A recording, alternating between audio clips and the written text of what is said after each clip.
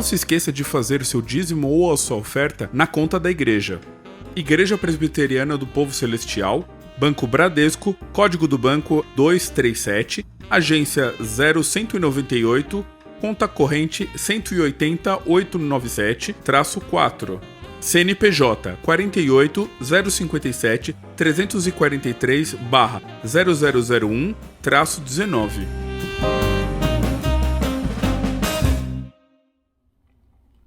Bom dia, amada igreja. Tudo bem? Graça e a paz do nosso Senhor Jesus Cristo.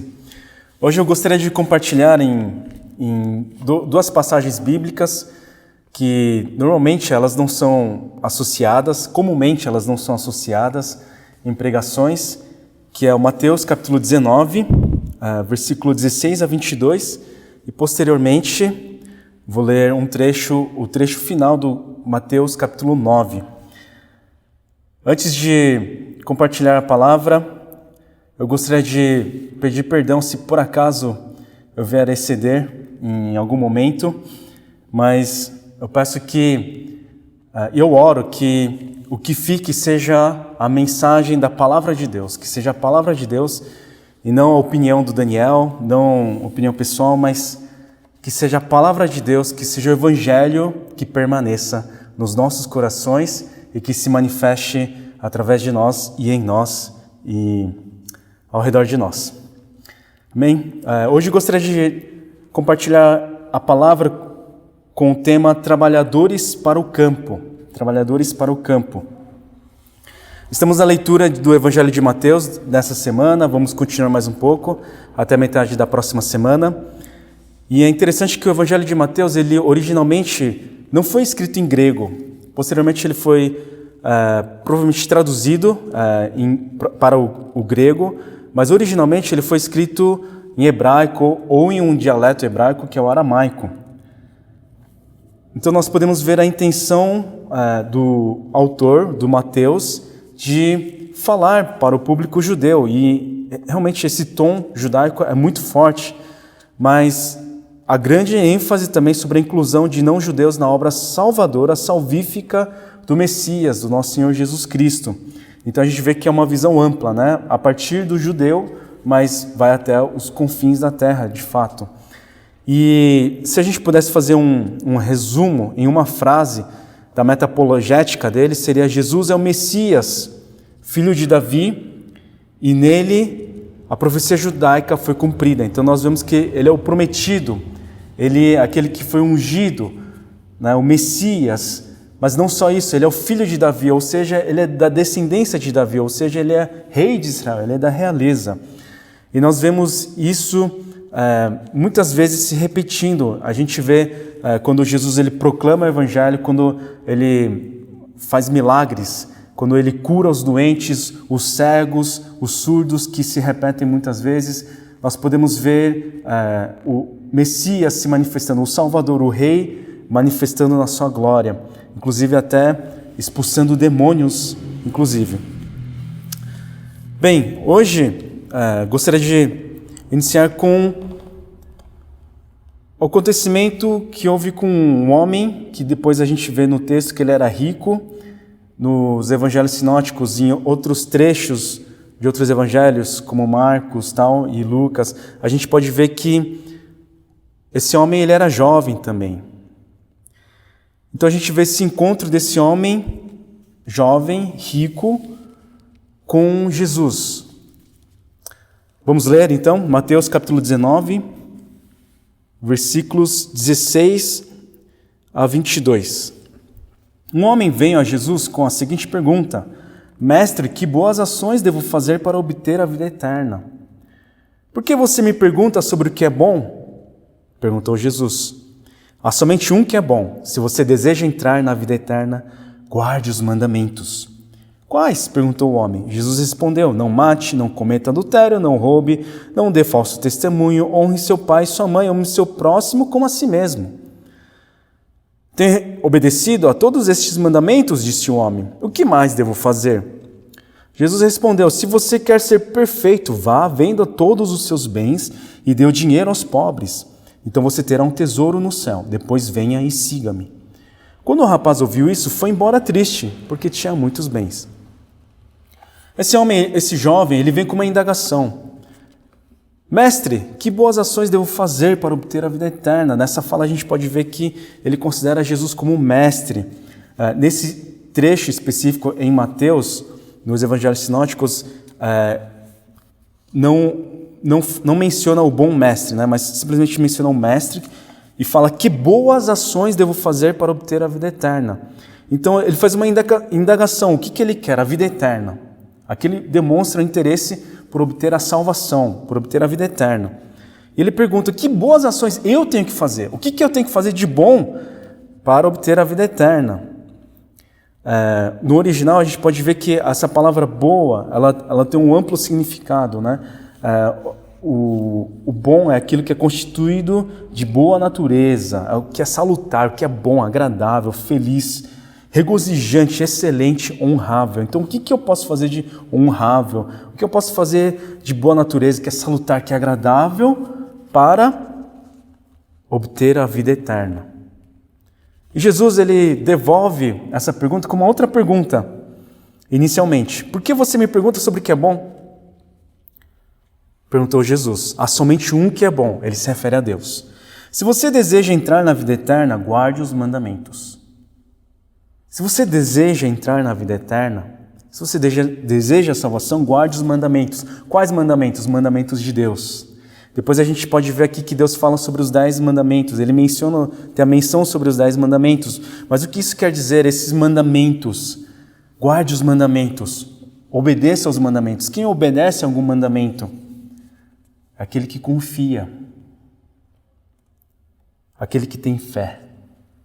Tem fé em Deus, aquele que é o único que é bom. Aquilo que é o único a qual nós podemos referir sobre a qualidade do bom de maneira plena, que é Deus. Confie em Deus, tenha fé em Deus. A reação do jovem aqui é muito intrigante. Ele pergunta, quais mandamentos eu devo obedecer? Quando pergunta quais, a gente pode ver que ele está selecionando. Dá a entender que alguns mandamentos ele valoriza mais que os outros mandamentos. Tem alguns mandamentos que são mais convenientes, é mais fácil, é mais apropriado com o meu estilo de vida. Então, esse mandamento eu gosto, eu acho legal, eu me identifico, então eu vou incluir isso no meu estilo de vida. Esse mandamento é meio difícil, sabe? Não convém, sabe? Não é atual, com a sociedade atual, não condiz, sabe? Com o meu estilo de vida. E também denota, ou conota, enfim, a gente pode ver que tem uma falta de confiança plena. Por quê? Se você deseja entrar na vida eterna, guarde os mandamentos de Deus. É muito claro para ele. Esse homem jovem é judeu, não é um ateu, não é uma pessoa que não tem conhecimento desses mandamentos. Pelo contrário, depois ele fala que ele obedece os mandamentos. Mas ele pergunta quais mandamentos? Ou seja, ele não tem confiança plena, ele não tem confiança completa. Mas Jesus ele continua a conversa. Em outros evangelhos, Marcos, Lucas e tal, a gente vê que Jesus ele olha com um olhar de amor para esse jovem. Ele ama esse jovem. E Jesus ele fala assim, não mate, não cometa adultério, não roube, não dê falso testemunho. Honre seu pai e sua mãe. Aqui nós podemos ver 5 dos 10 mandamentos. 5 dos 10 mandamentos. Lembrando que os 4 primeiros mandamentos, eles se referem a Deus, amar a Deus. Não ter falsos deuses, guardar o dia do Senhor, não dizer o seu nome em vão, adorar o seu Deus, enfim. E a segunda metade, digamos assim, né, os 6 últimos mandamentos, 6 últimos mandamentos se referem a, Jesus ele resume aqui no versículo 19, ame o seu próximo como a si mesmo. Mas espera aí, são 10 mandamentos. E dos 6 relacionados a amar o próximo, Jesus, deliberadamente, com intenção, ele omite um mandamento, o último citado nos 10 mandamentos. A gente pode ver isso em Deuteronômio, capítulo 5, que é não cobiçarás. Não cobiçarás. Muito interessante isso. Uma coisa que eu notei depois de muito tempo de leitura também, eu confesso. Versículo 20. Tenho obedecido a todos esses mandamentos, disse o homem. Eu obedeci. Check. Não mate, check. Não cometa adultério, check. Não roube, check. Não dê falso testemunho, check. Honre seu pai e sua mãe, check. Ame o seu próximo como a si mesmo, check. Ok. O que mais devo fazer? O que é mais necessário? Sabe, parece que isso não é suficiente. Obedecer os mandamentos, confiar em Deus não é suficiente. O que mais eu posso fazer? Jesus respondeu, se você quer ser perfeito, ou seja, se você quer cumprir tudo, ele fala uma coisa muito específica para esse jovem. Se a gente tirar esse versículo do contexto, parece que Jesus está fazendo uma apologia a um estilo de vida de pobreza, né? Um estilo de vida franciscano, mas não é isso que Jesus está dizendo. Para esse jovem, ele vê que falta uma coisa. Ele fala, se você quer ser perfeito, vá, venda todos os seus bens e dê o dinheiro aos pobres. Então você terá um tesouro no céu, depois venha e siga-me. O que Jesus está querendo dizer aqui? Para ter um voto de pobreza? Que se eu vender os bens aqui, eu estou comprando um pedaço do céu na terra? Não, de jeito nenhum, de forma alguma, pelo amor de Deus. Mas ele está falando, você tem uma coisa que você falta. Quer ser perfeito? Vende tudo que você tem, todos os seus bens, todas as suas terras, todas as suas propriedades, dá aos pobres. Depois venha e siga-me. Né? Venda, você terá um tesouro no céu, depois venha e siga-me. E a reação do rapaz, do jovem, é muito interessante. Ele ouviu isso e foi embora. Triste. Porque tinha muitos bens. Porque ele tinha muito que abrir mão.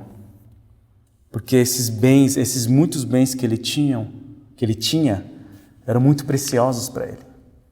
Ele não tinha como abrir mão. Então aqui a gente faz uma pergunta, o que ele realmente queria? A vida eterna ou os seus bens? O que é mais valoroso? Os bens que ele conquistou ou a vida eterna, ou a salvação? Aqui a gente vê que esses muitos bens que esse rapaz tinha, que esse homem rico tinha, eram ídolos para ele. Ídolo, a gente pode definir de maneira simples como tudo aquilo que a gente chama mais do que a Deus. Tudo que você confia mais do que a Deus. Aquilo que você adora mais do que a Deus. Ídolo. Ele tinha muita cobiça, então ele acumulou riquezas e bens, mas não foi para um propósito maior de ajudar em causas humanitárias, para ajudar as pessoas, para ofertar ao templo do Senhor. Não, era para si.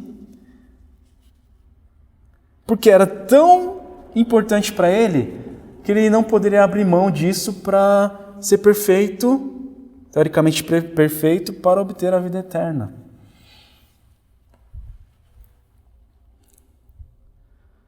E aí depois tem uma conversa entre Jesus e os discípulos, e Jesus ele comenta, né, continuando os versículos, versículo 23, eu lhes digo a verdade, é muito difícil um rico entrar no reino dos céus. Digo também, ele até faz uma analogia, na verdade, irônica, né?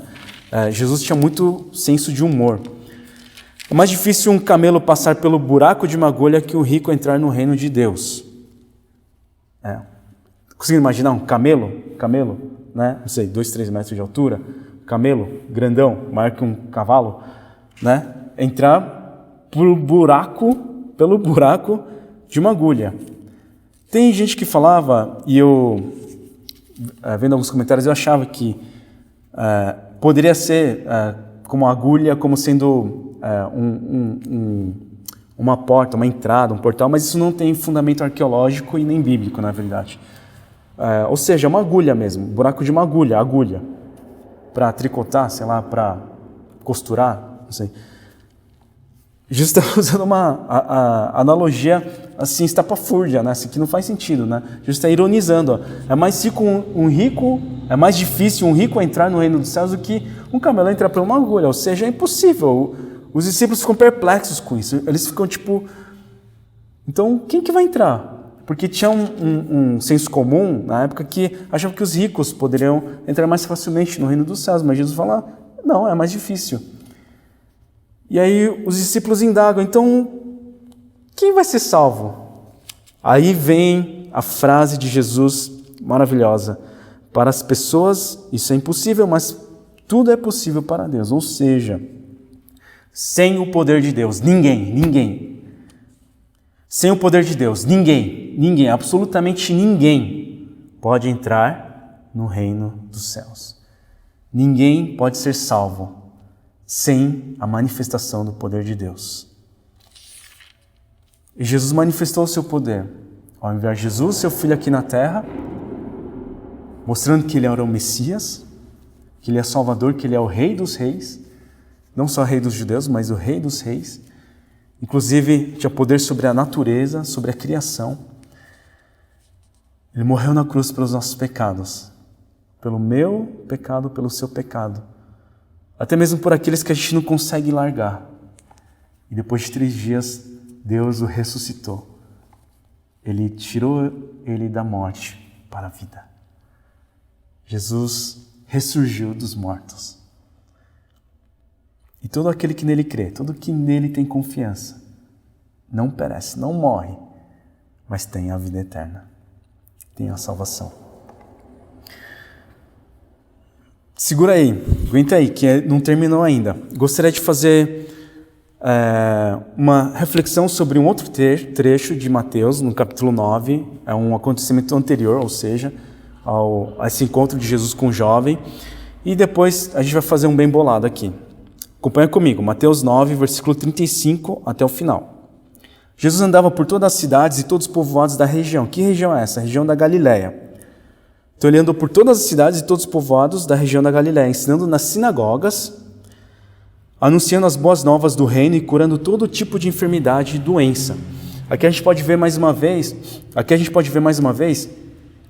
a ação do Messias, né? A ação do ungido realizando curas e milagres, né? Ele anunciava as boas novas do reino, as boas novas da salvação, as boas novas da vida eterna, e ele concentrava o seu ensino nas sinagogas, mas em outros lugares a gente pode ver, por exemplo, o Sermão do Monte e assim por diante, viajando, ele ensinava as pessoas. Jesus, que era o Messias, que era o Rei, quando viu as multidões, teve compaixão delas. Ele observou muitas pessoas, inúmeras pessoas, e quando ele viu as multidões, ele teve compaixão delas. Ele se compadeceu delas, pois estavam confusas e desamparadas como ovelhas sem pastor.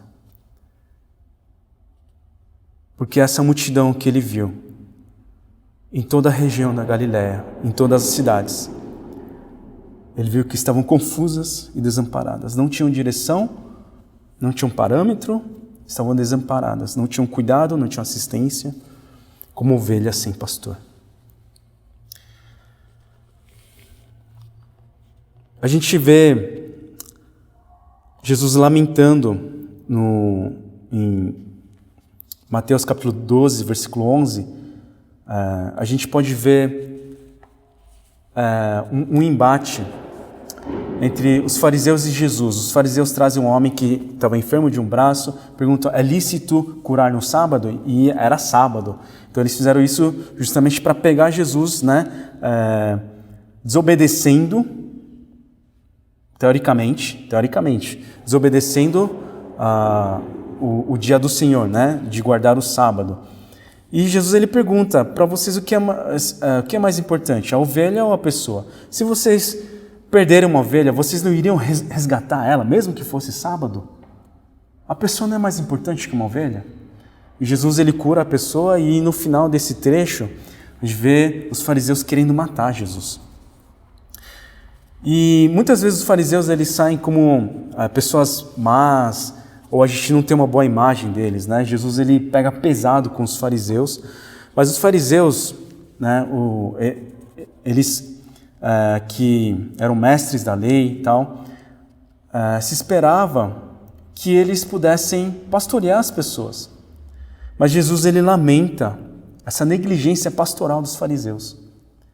Não tinham só os fariseus, tinham os sacerdotes, tinham os escribas e assim por diante, mas essa liderança religiosa, ela não estava pastoreando o seu povo.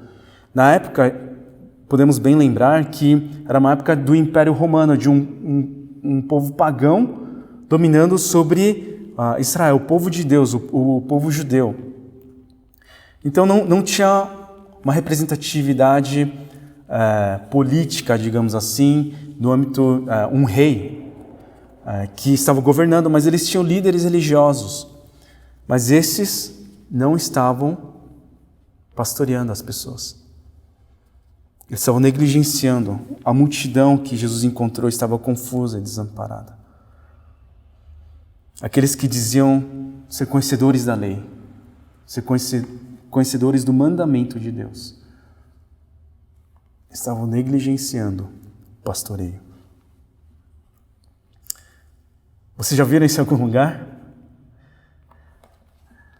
Se uma coisa que nós podemos ver agora são pessoas perdidas, até os líderes políticos, os líderes das nações não sabem direito o que fazer, tem muita opinião adversa, está muito à tona. Será que a gente já libera a quarentena? Não, tem que tratar da saúde, mas tem a questão econômica. E o Brasil, então, a gente está, assim, até o presidente Trump, né? O irmão mais velho, digamos assim, do nosso presidente, do nosso querido presidente Bolsonaro, ele se preocupa com a gente. Ele está preocupado com o jeito que o governo federal está lidando com essa crise. E a gente vê mais crises acontecendo. E eu confesso que no começo da pandemia aqui no Brasil, da quarentena, eu fiquei, assim, pelo menos umas 2 semanas, assim, anestesiado, com um sentimento de anestesia. Eu fiquei doente também, fiquei com uma sinusite muito forte. E eu fiquei perdido, assim. Eu não conseguia pensar em nada, eu não conseguia produzir nada. E esse é o sentimento geral da população. Pessoas saindo, fazendo passeata na rua contra a quarentena, que é comprovadamente a ferramenta mais eficaz para combate a essa pandemia. Mas enfim, o povo de Israel também se encontrava assim. Esses líderes, ditos líderes religiosos, os fariseus, por exemplo, vocês sabem por que eles eram tão veementes para obedecer os mandamentos de Moisés, os mandamentos de Deus? Porque eles não queriam que o povo de Israel fosse à falência novamente. Porque todas as vezes na história de Israel que o povo de Israel se afasta de Deus, desobedece os mandamentos de Deus, as leis de Deus, eles vão à falência. A nação vai à falência. Ou é destruída, ou é isolada, sofre o exílio, exílio, né? Sofre o exílio.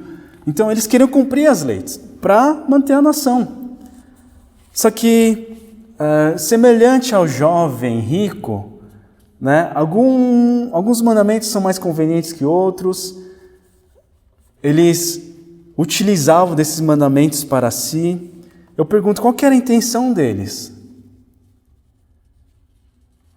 O que eles queriam com preservar a nação, com preservar a lei do Senhor? Eles não conseguiam compreender o coração de Deus Pai. E nós vemos muitos líderes ditos cristãos, né? Dita aquela bancada evangélica, né? Que, não sei, não representa, eu não me sinto representado por eles, mas a gente vê eles fazendo compromisso com um sistema político, com uma ideologia, com partidos, com pessoas, em detrimento ao compromisso, ao comprometimento com o Evangelho de Deus. Isso é uma coisa muito séria. Muito séria. Se você conhece alguém de direita ou de esquerda, a qual o seu discurso é sempre alinhado com o Evangelho, ou seja, o discurso dele de esquerda, da ideologia de esquerda, é muito casado com o Evangelho, ou o discurso de direita é muito casado com o Evangelho, e nunca o Evangelho ofende, o Evangelho contrapôs nenhuma dessas ideologias, então a gente tem que tomar cuidado. Tem que tomar muito cuidado. Por quê? O que é bom? A ideologia parece boa? Sim. A gente pode defender uma causa? Sim, claro. Mas ele é bom?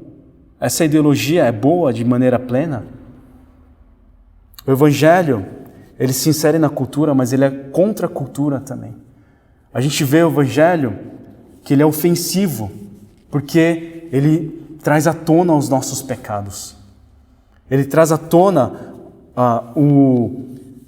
o ídolo que eu tenho dentro de mim, que às vezes eu nem percebia que era meu ídolo, mas o Evangelho traz à tona isso.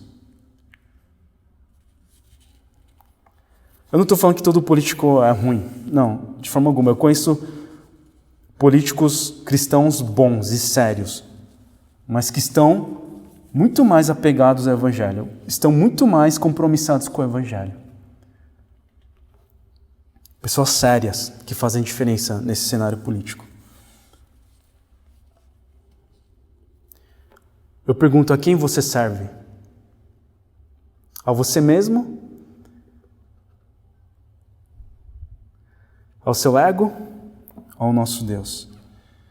Sabe, irmãos, eu estou dizendo isso não para gerar um sentimento de desconforto, de culpa, né? Desculpa, porque nas pregações anteriores era mais, né, Deus ama a gente tem que perdoar, ser bom, ser gentil, né? A nossa identidade está em Jesus Cristo. Sim, por isso mesmo a gente precisa pensar, como é que eu vou agir? Eu tenho que agir de acordo com a minha identidade. Qual que é a minha identidade? Aqui, essencial. O que eu quero causar não é um sentimento de remorso, de culpa, porque eu, honestamente, eu não me acho melhor do que ninguém. Até mesmo não me acho melhor do que os nossos líderes políticos atuais. Eles estão cuidando de uma nação, de um estado, de uma cidade. Eu estou cuidando da minha casa. Eu estou servindo a nossa comunidade do povo celestial. O que eu quero promover agora é uma reflexão. Sim, são momentos difíceis, são momentos de incerteza agora, de diversas naturezas. Tem o perigo real da epidemia, da saúde, tem essa loucura a qual nós estamos enfrentando, com dezenas de pedidos de impeachment para o nosso presidente.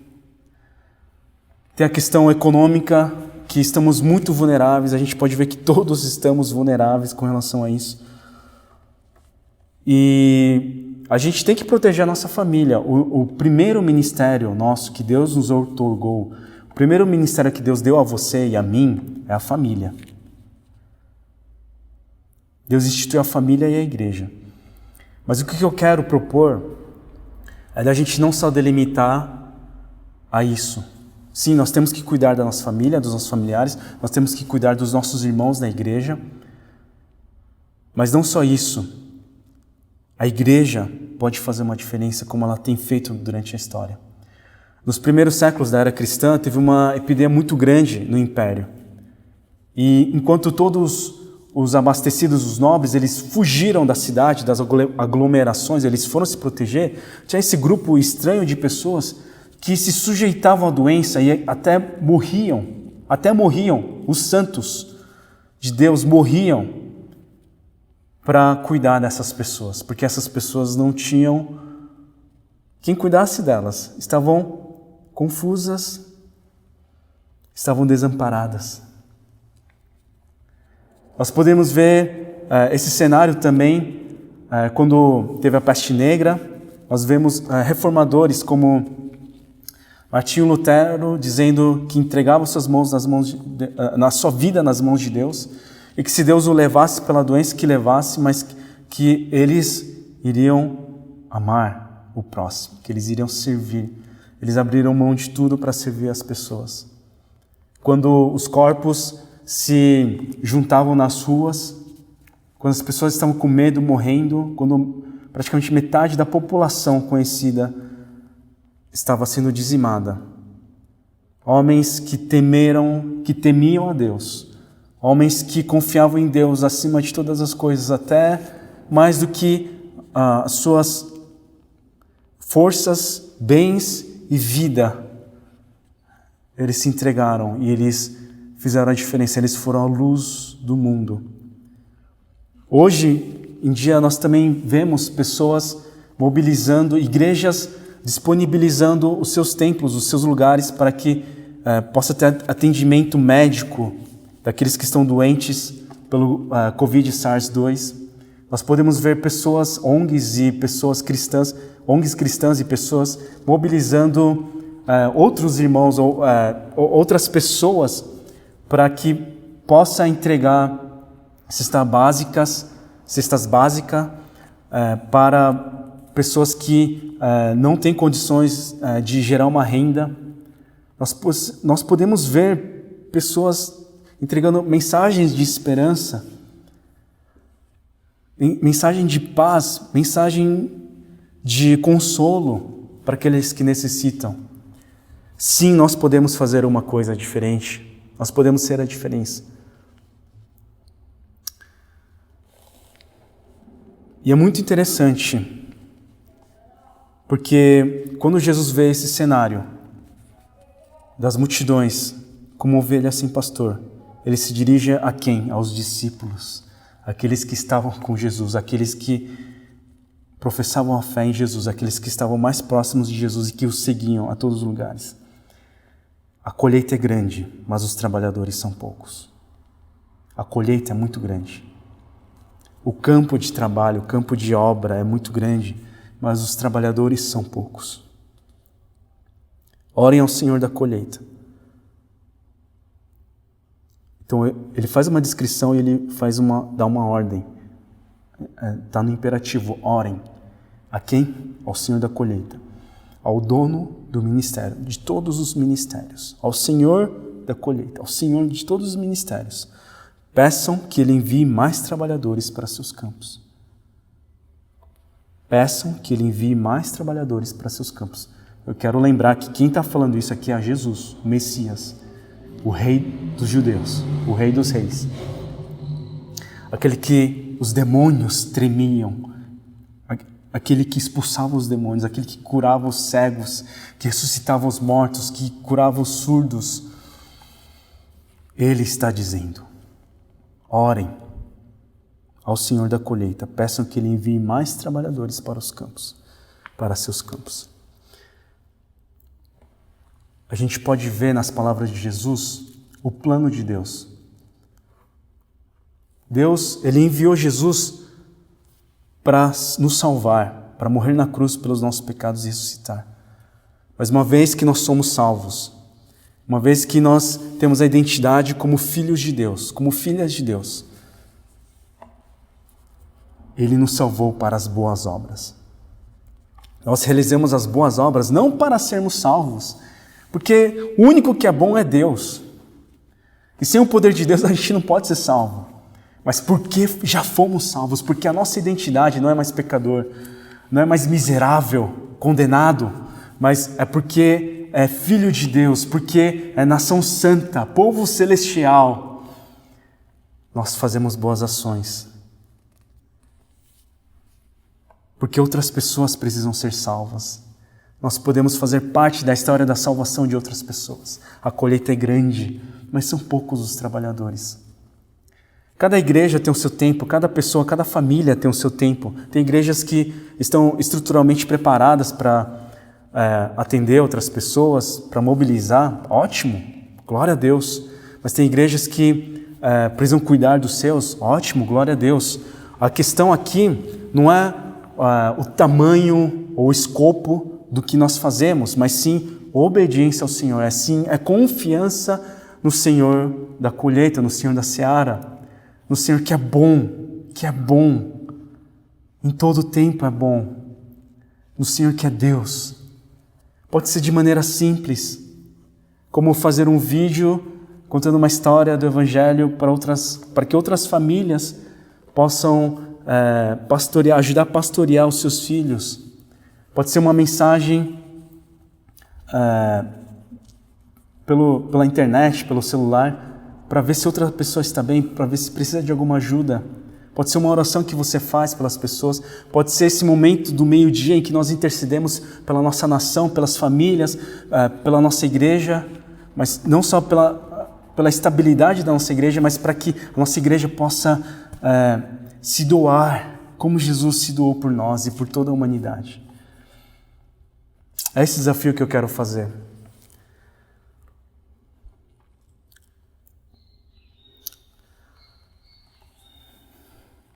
Gostaria de ter um momento de oração agora. Se de alguma maneira você sentiu Deus falando ao seu coração, se você se sentiu tocado, converse com Deus agora.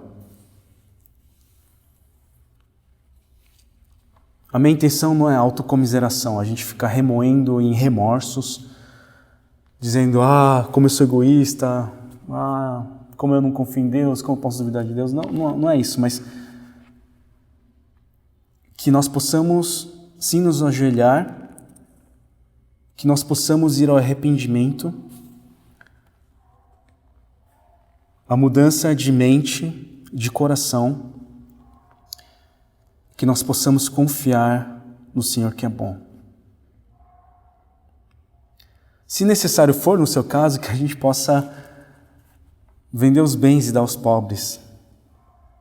Que a gente possa lançar fora os nossos ídolos e mais uma vez declarar: Deus é o meu Senhor, Deus é o Senhor da minha vida, da minha família, da minha igreja e dessa nação. Que nós possamos interceder ao Senhor da colheita por mais trabalhadores. E que nós possamos dizer: eis-me aqui, Senhor, eis-me aqui, Senhor. Que eu possa ser um trabalhador da colheita. A gente pode ver que no capítulo 10, logo depois dessa conversa que Jesus tem com os discípulos, ele envia os 12, ele faz instruções, ele dá autoridade para eles expulsarem demônios, para anunciar o Evangelho, para curar as pessoas, os enfermos e doentes, e ele dá as instruções durante todo o capítulo 10. Ou seja, Deus quer que os seus discípulos ajam, Deus quer que nós ajamos. Gostaria de dar um tempo para vocês orarem, falarem com Deus.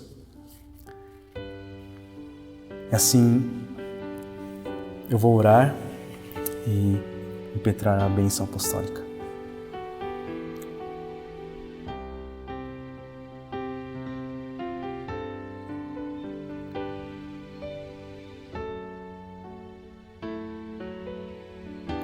Pai do céu,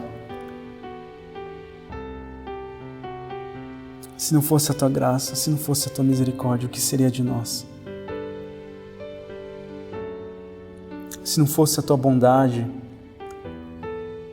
o que seria de nós?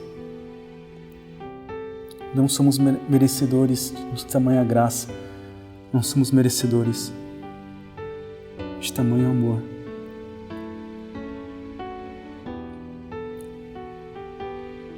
Obrigado, Senhor, porque em Jesus nós temos perdão de todos os pecados. E nesse momento queremos confessar os nossos pecados. Queremos confessar nossa negligência, queremos confessar nosso egoísmo, queremos confessar a nossa falta de fé.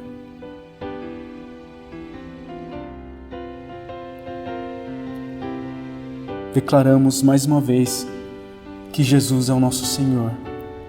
Jesus Cristo é o meu Senhor. Jesus Cristo é o Senhor da Igreja Povo Celestial. Jesus Cristo é o Senhor dessa nação. Lancemos fora os nossos ídolos, Senhor. Entregamos nossas vidas completamente a Ti. Tem misericórdia de nós, Senhor. Tem misericórdia de nós. Toma as nossas vidas, toma a nossa família, a nossa igreja, a nossa nação em Tuas mãos. Tem misericórdia, Senhor. Que o Senhor dê discernimento aos líderes da nossa nação, do nosso estado, do nosso município. Tem misericórdia, Senhor. E pedimos que o Senhor envie mais trabalhadores para essa colheita. Mais trabalhadores compromissados com o Evangelho, com a mensagem da salvação, com as boas novas da salvação e da vida eterna. E que eu seja um deles, Pai. Que nós sejamos uma comunidade que trabalha em prol do Seu Evangelho, Pai. Dá-nos a esperança da vida eterna, da eternidade. Manifesta em nós e através de nós o amor de Cristo, Pai. Pelo poder do Espírito Santo. Em nome de Jesus nós oramos. Que a graça do nosso Senhor Jesus Cristo, que o amor de Deus Pai, que a comunhão, a consolação e a condução do Espírito Santo seja sobre todos aqueles que mais uma vez declaram a confiança em Ti, a fé em Ti. Seja sobre todos aqueles que se voluntariam, que se entregam como trabalhadores da colheita. Sobre seus familiares, sobre a Igreja Povo Celestial, hoje e para todo sempre. Amém, amém e amém. Glória a Deus. Permaneçam firmes, estejam sensíveis à voz do Espírito Santo que nos faz compreender e recordar tudo que nós lemos, tudo que nós aprendemos de Jesus, e que sejamos usados por Deus de maneira que nós nem sequer podemos imaginar. Estejam firmes, vamos continuar em oração, com o coração unidos, até que nós possamos nos abraçar novamente, até que o nosso Senhor Jesus Cristo volte. Glória a Deus. Até.